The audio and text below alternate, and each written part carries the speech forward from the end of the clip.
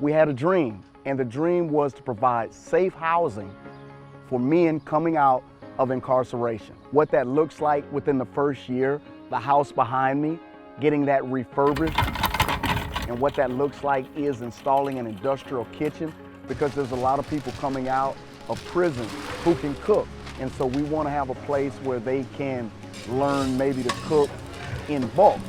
We want to give each man their own, in particular, tiny home.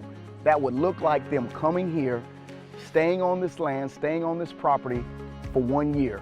During that 1 year, they learn things from the STOP program, which is a decision-making course, Take 2, which is a reentry and restorative course. They learn about agriculture. There's a 3 to 5 year plan to where when we finally get it done, there'll be 20 tiny homes here on this property.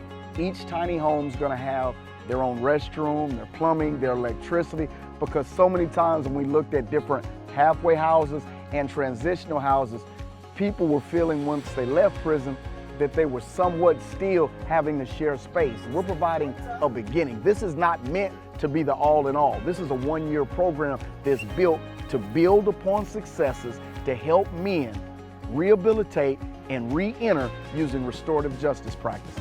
And the reason that resonated with me, because I thought of prison, each unit I went on, I thought of as their own individual city.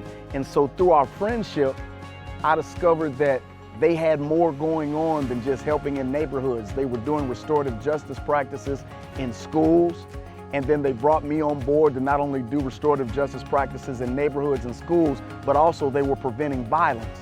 I'm inspired by Sean, because on our best day, all of us are sinners who have been saved by God's grace. And so he's taken a circumstance that was not pleasant and acknowledges the harm that he caused in community, but he's willing to not only repair that harm within himself, but he's also using that as a means of being able to repair the harm for a community as a whole.